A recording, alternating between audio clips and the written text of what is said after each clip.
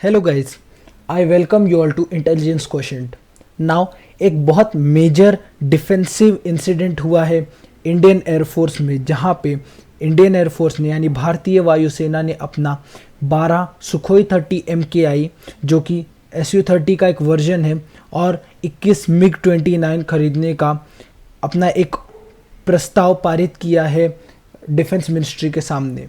तो जानेंगे आज के वीडियो में कि क्या इसका कोई भी ज़रा सा भी संबंध है भारत चीन तनाव पे, जो कि अभी लद्दाख चाइना बॉर्डर पे चालू है। जानेंगे आज के वीडियो में। चलिए शुरू करते हैं। सब्सक्राइब कीजिए इंटेलिजेंस क्वेश्चन चैनल को और बेल आइकन को दबाइए हमारे लेटेस्ट वीडियोस सबसे पहले देखने की। नाउ व्हाट रिसेंटली हैपेंड, अभी हाल फिलहाल में क्या हुआ। भारतीय वायुसेना ने अपना 12 सुखोई 30 MKI जो कि सुखोई का एक वेरिएंट है, सुखोई 30 का एक वेरिएंट है स्पेसिफिकली, और 21 MiG-29 यानी MiG-29 खरीदने का प्लान डिफेंस मिनिस्ट्री के सामने टेबल किया। अब इस टॉपिक को मीडिया के द्वारा बहुत ज़्यादा ही फ्लैशलाइट में लाया गया, लाइमलाइट में लाया गया, क्योंकि अभी जो इंडिया चाइना बॉर्डर पे जो डिस्प्यूट चालू है, सबको लग रहा है कि ये उससे संबंध रखता है और हम आगे जाके एनालाइज करेंगे क्या इसका संबंध उससे है या नहीं। But as you can see, यहाँ पे उन्होंने बताया है हमें कि जो इस पूरे कॉन्ट्रैक्ट की कीमत है, it will be somewhat around 5,000 crore rupees. Massive amount, handsome amount है, जो कि ऑलमोस्ट 33 प्लेन्स के लिए काफ़ी है। अब आपके दिमाग में एक ख्याल आएगा कि अभी जब हमने राफेल खरीदा था, so we paid almost 59,000 crore rupees for 36 aircrafts. अब देखिए, राफेल के क्लास में और MiG-29 और सुखोई 30 MKI के क्लास में थोड़ा फ़र्क है। रशियन एयरक्राफ्ट के प्राइस जो रहते हैं वो थोड़े चीप रहते हैं as compare to the western countries prices of their aircrafts. जो रशिया का सुखोई 30 MKI है, it is almost 30 to 40 years old and same is the condition with the MiG-29s। Hence इसीलिए उनके प्राइसेस जो है वो थोड़े कम हैं। बट हम जो खरीदने वाले हैं उनमें बहुत ही ज़्यादा स्पेसिफिकेटेड और बहुत ही ज़्यादा डेडिकेटेड और grown radars and all use होने वाले हैं।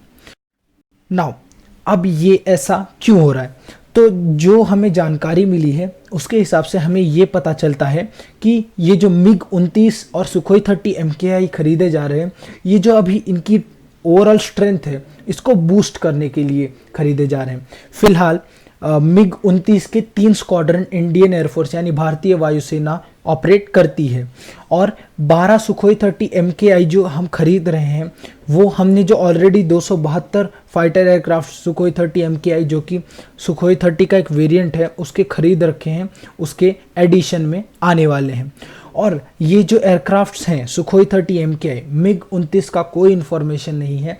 सुखोई 30 MKI के जो ये एयरक्राफ्ट्स हैं, ये ऐसा एक्सपेक्टेड है कि जो हिंदुस्तान एरोनॉटिक्स लिमिटेड की नागपुर वाली फैक्ट्री है या शायद नासिक वाली फैक्ट्री है, वहाँ पे मैन्युफैक्चर हो सकते हैं। यहाँ पे लिखा है कि fighters including 2 trainers expected to be procured at a reasonable price from as they have already been partially manufactured in Russia for a previous order that got cancelled। Means भारतीय वायुसेना ने पहले भी एक ऑर्डर दिया था जो कि आगे जाके कैंसिल हो गया, तो उसमें जितना भी स्ट्रक्चर बिल्डिंग हुआ था उसमें ही एडिशन करके इंडिया खरीदेगा, तो हेंस उसको थोड़े कम प्राइस में मिल रहा है, जो कि हमारे उस क्वेश्चन को सॉल्व करता है कि इंडियन एयरफोर्स को ये इतने कम प्राइस में क्यों मिल रहे हैं। नाउ अब इस डील के फीचर्स क्या है। सबसे पहले तो इसका प्राइस ही एक बहुत ही ज़्यादा मार्जिन वाला है, मतलब मैंने आपको रीजंस बताए कि क्यों इसकी प्राइस कम है, but still 5,000 crore is a decent margin. Now जो इसका कॉस्ट है 12 सुखोई 30 MKI और 21 MiG-29 का, एयरफोर्स ने, भारतीय वायुसेना ने ऐसा एस्टिमेट किया है कि it will be somewhat around 5,000 crore, जो कि मैंने आपको ऑलरेडी बता रखा है। Now in a move likely to boost the strength of its fighter jet squadrons, the Indian Air Force has proposed to acquire 33 new combat aircrafts, including 12 Sukhoi and 21 MiG-29s। अब ऐसा कह रहे हैं कि इसका स्पीडी एक्विजिशन होने वाला है। अब इसका मेन रीज़न ये है कि जो हमारे भारतीय वायुसेना है उसमें जो स्क्वाड्रंस का नंबर है वो लगातार बहुत ही ज़्यादा स्पीड से घटते जा रहा है। तो भारतीय वायुसेना में स्क्वाड्रंस की ज़्यादा कमी ना हो जाए, इसलिए भारतीय वायुसेना ने इसको स्पीडी एक्विजिशन का नाम दिया है। और ये प्रस्ताव जो है वो केंद्र सरकार यानी जो हमारी सेंट्रल गवर्नमेंट है उसके सामने टेबल कर दिया गया है अप्रूवल के लिए। नाउ अब जो प्रपोजल कॉपीज दी गई है उसमें ऐसा मेंशन किया गया है कि जो MiG-29 होंगे उनके साथ साथ उनके मॉडिफिकेशंस भी आएंगे। मतलब MiG-29 का जो भारत ऑपरेट करता है UPG स्टैंडर्ड वो भारत को मिलने वाला है। वैसे बता दूं MiG-29 एक ट्विन इंजन फाइटर जेट है, मतलब उसमें 2 इंजन्स यूज होते हैं। मैं आपको अभी उसके पिक्चर्स दिखाऊंगा तो आपको अच्छे से समझ में आ जाएगा। और जो MiG-29 फाइटर एयरक्राफ्ट्स हैं इनको डिज़ाइन किया गया है एनिमी के जो एयरक्राफ्ट्स होते हैं उनको कम और बियॉन्ड विजुअल रेंज में हिट करने के लिए। वैसे जब आप एयर में फ्लाई करते हो और आप एक एयरक्राफ्ट पायलट हो तो आसमान में आपको बहुत दूर तक दिखाई देता है, और कई ऐसी मिसाइल्स हैं जो कि बियॉन्ड विजुअल रेंज की होती हैं, मतलब जहाँ पे आपको दिखाई नहीं देता उससे भी जाके वो एनिमी आगे जाके वो एनिमी को हिट कर सकती हैं।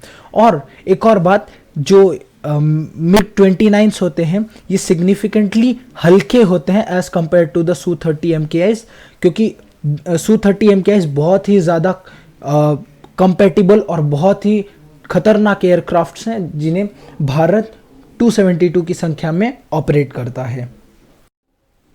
नाउ अब हम जानते हैं थोड़ा Su-30 MKI के बारे में। जैसा कि आप देख सकते हैं ये है Su-30 MKI जिसके ऊपर हमारे भारतीय वायुसेना की बैकबोन है। ये हमारे भारतीय वायुसेना की बैकबोन बनते हैं। मतलब backbone in the sense I want to say that most of Indian air force rely on these aircrafts as their frontline fighter jets. Now थोड़ा हम Sukhoi 30 MKI के बारे में जानते हैं।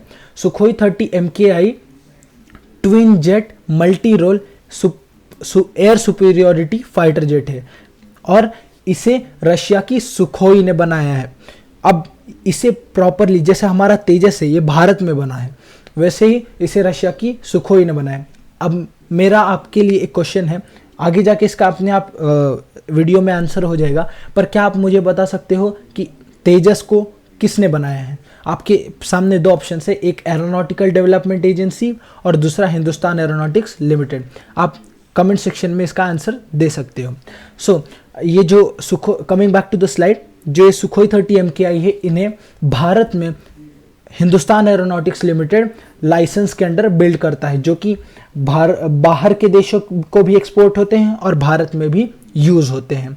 नाउ एक डील जो एक सिग्निफिकेंस कहूँगा मैं, जो कि बड़ी डील्स का होता है, वो ये होता है कि अगर आप भारी मात्रा में बाहर के देशों से लड़ाकू विमान खरीदते हो तो वो आपको लाइसेंस प्रोडक्शन का ऑफर भी देते हैं। और ट्रांसफ़र ऑफ टेक्नोलॉजी तो बहुत कम मात्रा में होती है, लेकिन कुछ ऐसे कंपनियां होती हैं, कुछ ऐसे देश होते हैं जो उन्हें भी ऑफर करते हैं। Now coming back to the slide, we have that a variant of Sukhoi 30 means Sukhoi 30 के बहुत सारे वेरिएंट हैं। जैसे भारत MKI ऑपरेट करता है, चाइना यानी चीन MKK ऑपरेट करता है। तो इन सब में जो सबसे एडवांस है वो Su-30 MKI है।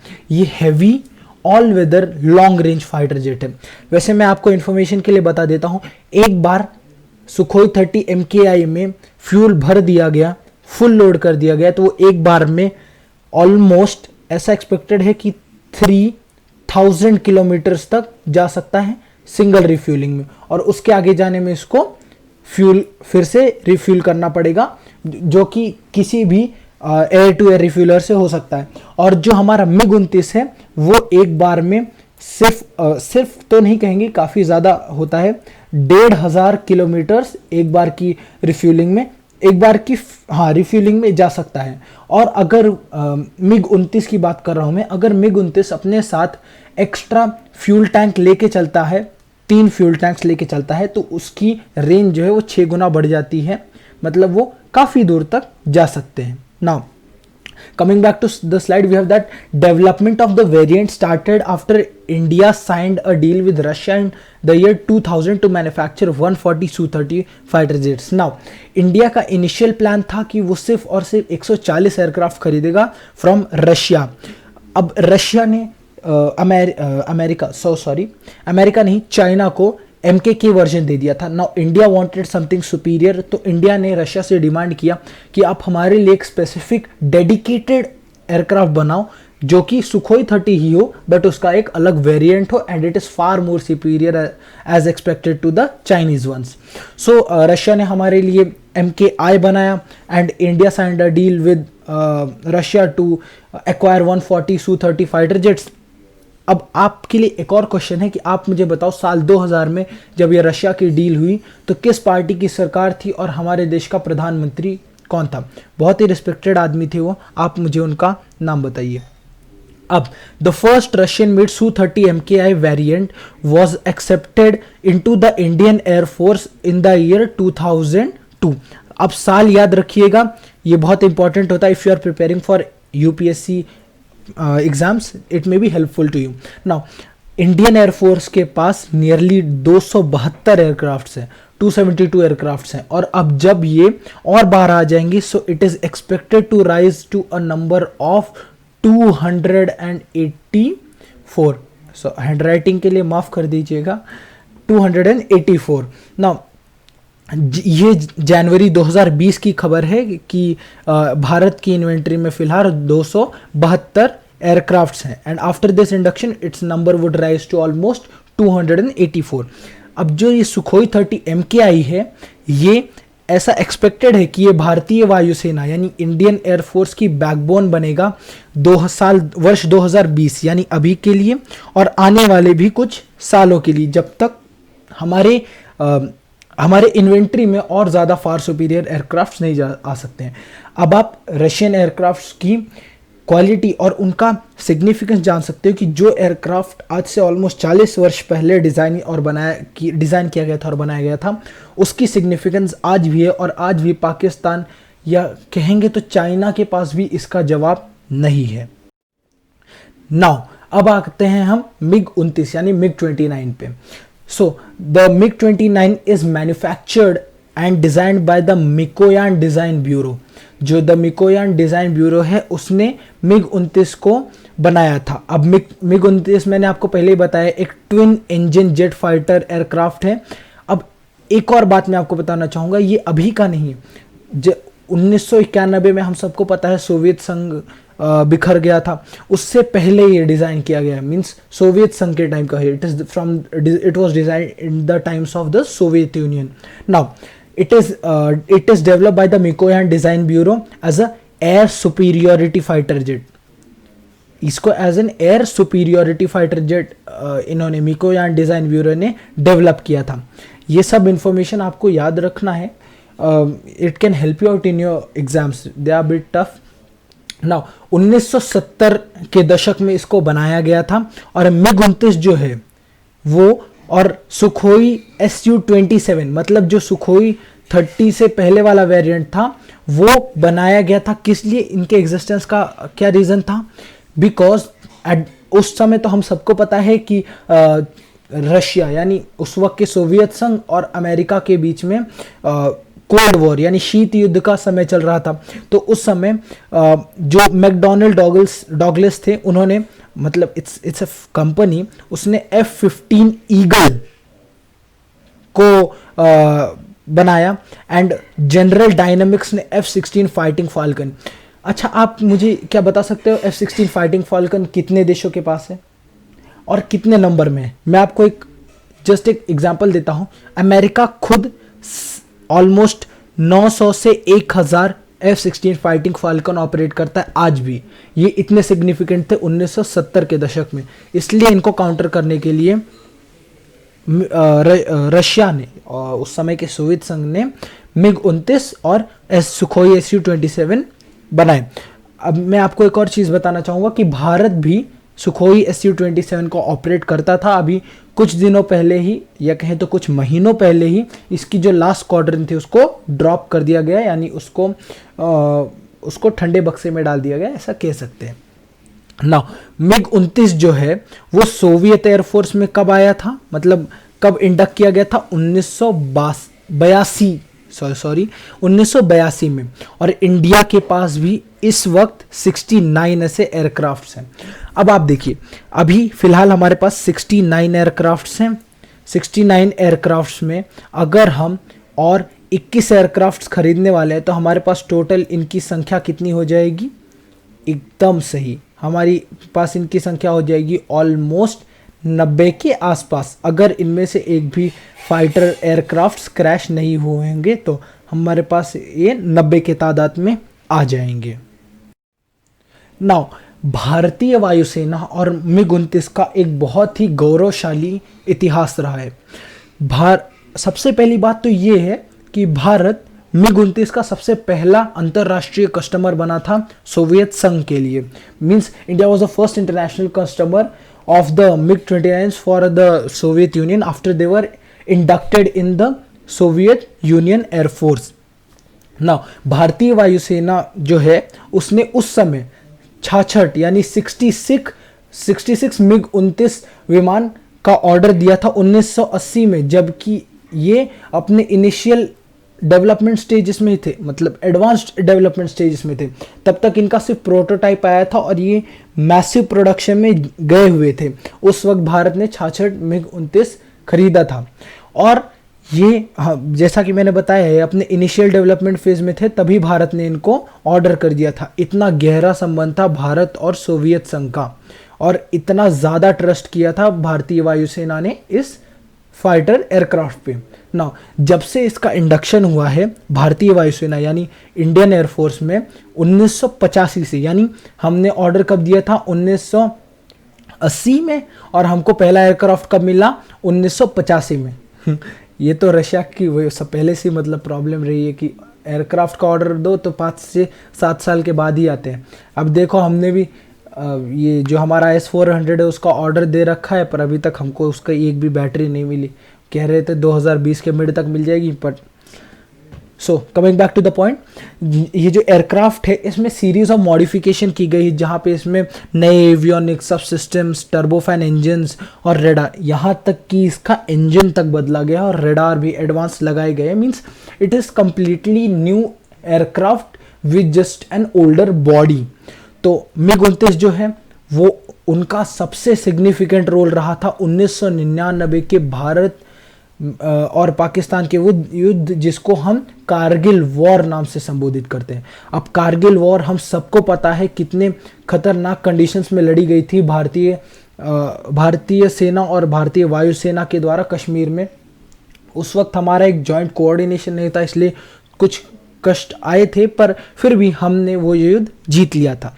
अब जो ये भारतीय वायुसेना के MiG-29 थे, इन्होंने क्या किया, इनके पीछे मिराज 2000 जाते थे जो कि फुल बॉम्ब से लैस होकर जाते थे और MiG-29 उनको कवर देने का काम करते थे। मीन्स उनके लिए एयर स्पेस खाली करते थे। और एक और बात, मिराज 2000 अभी बालाकोट एयर स्ट्राइक में भी यूज़ हुआ है और ये वर्ष 1999 में भी लेज़र गाइडेड बॉम्ब्स का इस्तेमाल करते थे।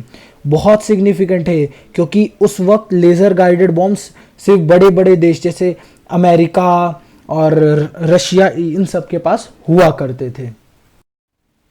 नाउ भारतीय वायुसेना जो है उसने तो नहीं, बट यहाँ पे आपको दिख रहा होगा न्यूज़ 18 इंडिया ने एक आर्टिकल छापा है जिसमें ये लिखा है कि Indian air force remembers 1999 Kargil war with the throw back images of MiG jets from first attack on Pakistani post. Means भारतीय वायुसेना ने जब पहला अटैक किया था पाकिस्तानी बेसिस पे, पोस्ट्स पे कहूँगा मैं, जब 1999 कारगिल वॉर चल रहा था तो उसमें भी MiG जेट्स का यूज़ हुआ था। आप सोच लीजिए अगर हमारे पास MiG जेट्स नहीं होते तो हमारी हार तो नहीं पर जीतने में थोड़ी मुश्किल आ सकती थी। तो चलिए अब आते हैं भारतीय वायुसेना पे। जो हमारी भारतीय वायुसेना है उसकी जो स्क्वाड्रन स्ट्रेंथ है, मतलब उसके जो इन्वेंट्री में जो टोटल एयरक्राफ्ट्स हैं वो गिर के अभी हो गए हैं 33 स्क्वाड्रन्स। अब आप सोच रहे होंगे पहले कितने थे। भारतीय वायुसेना ने हमेशा से एक स्टैंडर्ड बना के रखा है कि उसको अपने इन्वेंट्री में ऑलमोस्ट 42 स्क्वाड्रन्स चाहिए। अब आप सोचोगे तो फिर ये बाकी के 8-9 स्क्वाड्रन्स कहाँ गए। तो मैं आपको बता दूं, जो हमारी भारतीय वायुसेना है इसमें जो ज़्यादातर जहाज़ हैं, मतलब जो ज़्यादातर लड़ाकू विमान हैं, उनकी उम्र 30 से 40 या फिर 20 से 40 के बीच में है। और कुछ तो उससे भी ज़्यादा है। जैसे कि हमारे भारतीय वायुसेना ऑपरेट करती है MiG-21 को, जिसे कि अभी हाल फिलहाल में मतलब कुछ वर्ष 2000 के आसपास हिंदुस्तान एरोनॉटिक्स लिमिटेड ने अपग्रेड किया था ताकि हम उसे और यूज़ कर सकें। तो उसे हमने बना दिया था MiG-21 बाइसन। पर आप किसी भी सामान को अगर इस्तेमाल करते हैं तो उसकी एक स्पेसिफिक एज होती है, एक वो आयु होती है जिसके बाद उसे निकालना पड़ता है। तो भारतीय वायुसेना ने पहले प्लान किया था कि वो वर्ष 2014-15 के बीच में इसको निकाल देंगे। बाद में जब उनको कोई सप्लीमेंट नहीं मिला, क्योंकि MMRCA जो पहली डील थी वो तब इन प्रोसेस थी, तो उन्होंने उसको फिर 18-19 में निकालने का प्लान किया और अभी उनका प्लान है कि वो उसको 22-23 में निकाल देंगे। तो अब इस चक्कर में क्या हुआ कि हमारे जो भारतीय वायुसेना है उसकी जो स्क्वाड्रन स्ट्रेंथ है वो गिरने लगी, क्योंकि अब सारे लड़ाकू विमानों को तो आप नहीं रख सकते ना, सारे MiG-21 को तो आप ऑपरेशन नहीं रख सकते ज़्यादा दिनों तक, क्योंकि उनकी जो उम्र है वो कंटिन्यूस बढ़ती जा रही है। तो भारतीय वायुसेना ने क्या किया, धीरे धीरे इनको निकालना शुरू कर दिया। तो ये पहले हमारी भारतीय वायुसेना में थे 250 के आसपास की संख्या में, लेकिन अब ये घट के कितने हो गए हैं आपको क्या लगता है? अब ये घट के हो गए हैं सिर्फ और सिर्फ 66 एयरक्राफ्ट, मतलब अब सिर्फ 66 के आसपास एयरक्राफ्ट मतलब MiG-21 भारतीय वायुसेना ऑपरेट करती है। और बाकी के जो विमान है, लड़ाकू विमान है, उनकी भी उम्र धीरे धीरे घटती जा रही है। तो इसलिए भारतीय वायुसेना को अपना स्क्वाड्रन स्ट्रेंथ अप करना ज़रूरी है। लेकिन भारतीय वायुसेना का जो प्लान है कि वो वापस से अपने स्क्वाड्रन स्ट्रेंथ को 42 स्क्वाड्रंस तक लाना चाहती, और उसके लिए उसने मल्टीपल डील्स भी साइन करना चालू कर दिया है। उसमें से मैं आपको आगे कुछ के बारे में बताऊंगा जो कि आगे जाके हमारी वायुसेना की स्क्वाड्रन स्ट्रेंथ को बढ़ाने वाले हैं। अब अगर भारत को चीन और पाकिस्तान जो अभी की सिचुएशन लग रही है, फिलहाल हमें पता है कि हमें 2 फ्रंट वॉर कुछ भी हो लड़ना पड़ेगा। अगर पाकिस्तान हम पे हमला करेगा तो हम उसको अगर जवाब देने जाएंगे, चीन इस साइड से हमला करेगा, इसलिए हमको हमेशा 2 फ्रंट वॉर के लिए तैयार रहना ही पड़ेगा। और उसके लिए भारतीय वायुसेना ने कहा है कि उसको अपने वेस्टर्न और नॉर्दर्न बॉर्डर्स को प्रोटेक्ट करने के लिए चीन और पाकिस्तान से 42 स्क्वाड्रन की अत्यंत आवश्यकता है।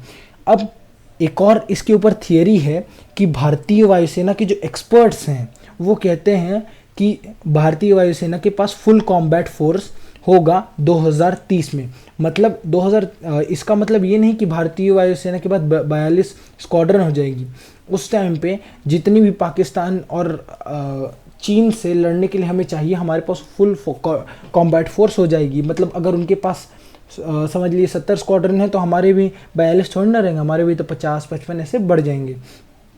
और इसमें से 14 स्क्वाड्रन हमारे लूज हुए जब हमने MiG-21 और MiG-27 को धीरे धीरे निकालना चालू किया। MiG-27 तो फिलहाल हमारे भारतीय वायुसेना से पूरी तरह बाहर हो चुके हैं, IAF ने उन्हें पूरी तरह बाहर कर चुका है। उसकी जो लास्ट स्क्वाड्रन थी उसको भी रिटायर कर दिया गया अभी कुछ ही महीनों पहले।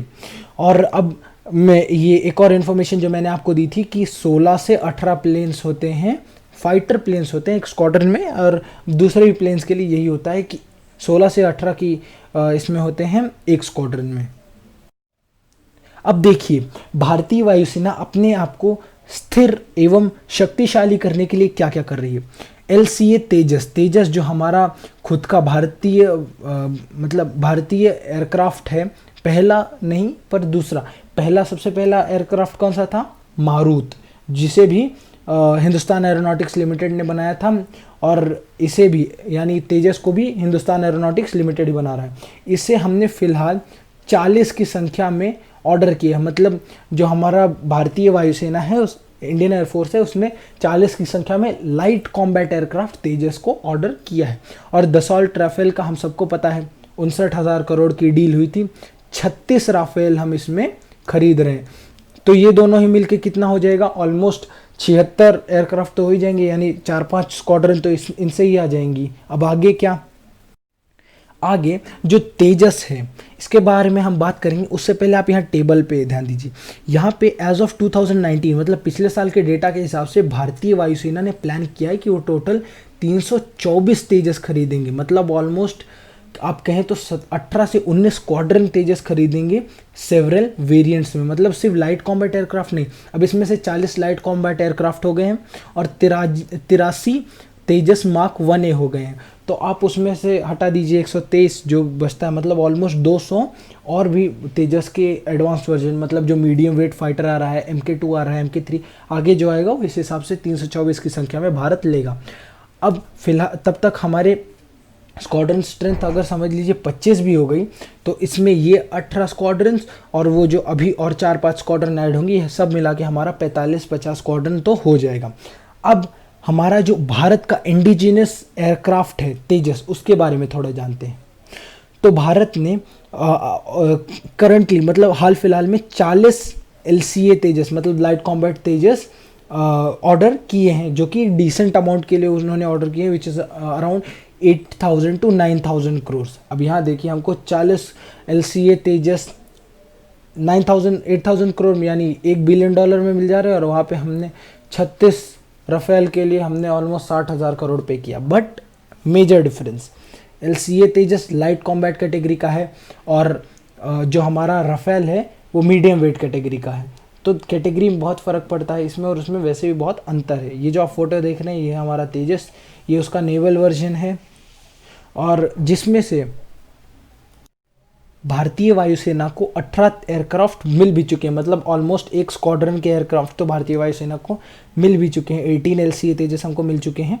ये कहाँ लोकेटेड है, शायद सुलूर एयरबेस पे या हाँ सुलूर एयरबेस पे इनको लोकेट किया गया है, और ये 45th स्क्वाड्रन है। अब इनका नाम क्या है, इनका नाम है फ्लाइंग डैगर्स। इससे पहले शायद यहाँ पे MiG-21 ऑपरेट होते थे, अब उनके बाद इनको ड्रॉप कर दिया गया था इसलिए, और अब इनको अडॉप्ट किया गया है किस नाम से, फ्लाइंग डैगर्स नाम से। और ये है कहाँ पे, सुलूर तमिलनाडु, जो कि भारतीय वायुसेना का एक एयरबेस है ना।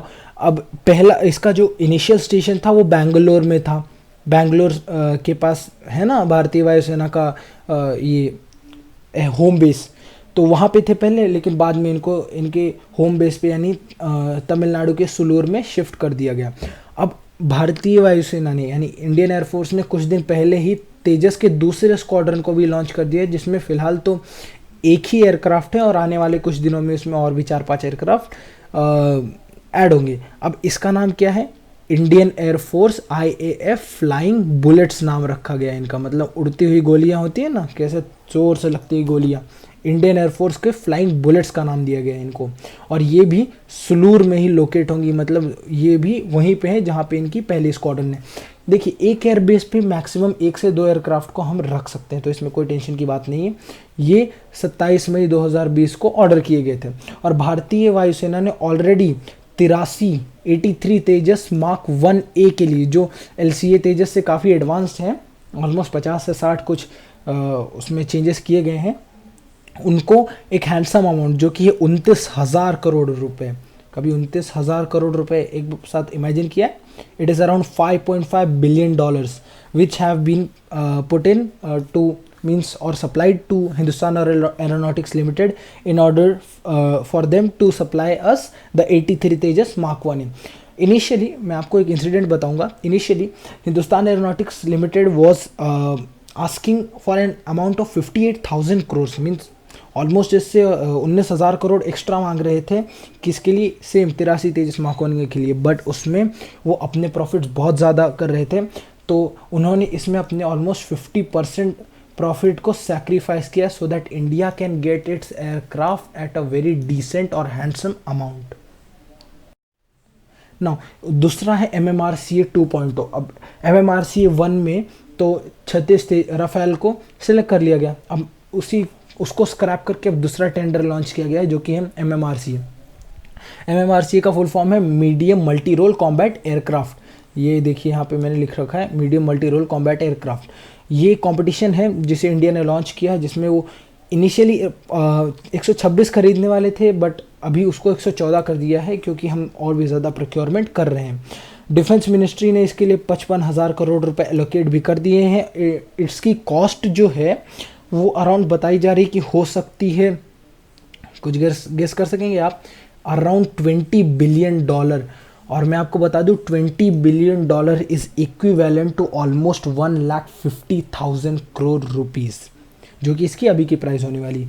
ये इंडिया की 2008 में भी और अभी इंडिया की सिंगल लार्जेस्ट डिफेंस डील है। It is the largest defence deal around the world. और जो MRCA टेंडर था, मतलब जो पहला टेंडर था, उसको लाइट कॉम्बैट एयरक्राफ्ट खरीदने के लिए, लाइट कॉम्बैट एयरक्राफ्ट जब रिटायर होंगे और सुखोई Su-30 MKI जब रिटायर होगा उसके लिए फ्लोट किया गया था, बट उसमें सिर्फ 36 राफेल आए। अब ये जो फ्लोट किया जा रहा है ये भी फ्यूचर प्लान्स को लेके। अब एक मेजर क्वेश्चन ये आ सकता है कि इसके कंटेस्टेंट्स कौन है। तो इसमें बोइंग का F-18 सुपर हॉर्नेट है, जैसा कि आप देख सकते हैं। दसॉल्ट का राफेल है। अब राफेल में कौन सा वेरिएंट, F-34 वेरिएंट आने वाला है। यूरोफाइटर टाइफून है, यूरोप की शान। Most of the European countries Eurofighter typhoon operate करती हैं। लॉकहीड मार्टिन का F-16 काफ़ी पुराना ऑफर किया है इन्होंने। फाइटिंग फाल्कन, ये ऑब्वियसली पाकिस्तान के पास है तो India will never buy it. Mikoyan मिग-35 के चांसेस बन सकते हैं, बट सबसे ज़्यादा chances as I said Dassault Rafale के। साब ने भी अपना ऑर्डर किया है, मतलब प्लेस किया है ग्रिपेन को, बट इसके चांसेस कम लग रहे हैं as India has its own medium weight category tenders moving on inside the country. तो अब मेजर क्वेश्चन पे आते हैं जो हमने यहाँ पे स्टार्टिंग में ही पूछा था कि क्या यह भारत चीन तनाव से संबंधित है। देखिए, मैंने बहुत सारी रिपोर्ट पढ़ी, बहुत सारा जो डेटा अवेलेबल है ऑनलाइन मीडिया साइट्स पे, वहाँ पे मैंने देखा तो ये मुझे पता चला कि ये जो टेंडर था, ये जो 12 Su-30 MKI और 21 MiG-29 का जो टेंडर था, ये फ्लोट करने का ऑलरेडी इंडियन एयरफोर्स बहुत पहले से प्लान कर रही थी, क्योंकि उसकी स्क्वाड्रन क्षमता कम हो रही थी।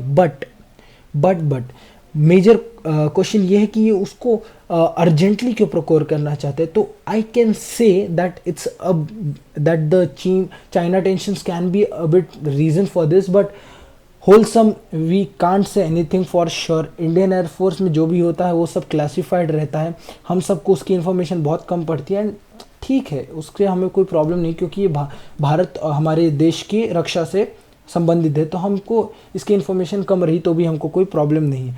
सो मुझे लगता है कि इसका भारत चीन जो स्टैंड ऑफ चालू है उससे बहुत कम संबंध हो सकता है। अब सच क्या है हम में से किसी को नहीं पता है। So that is it for today. मिलेंगे अगले वीडियो में किसी और नए टॉपिक के साथ, कुछ और एनालिसिस के साथ। तब तक के लिए गुड बाय।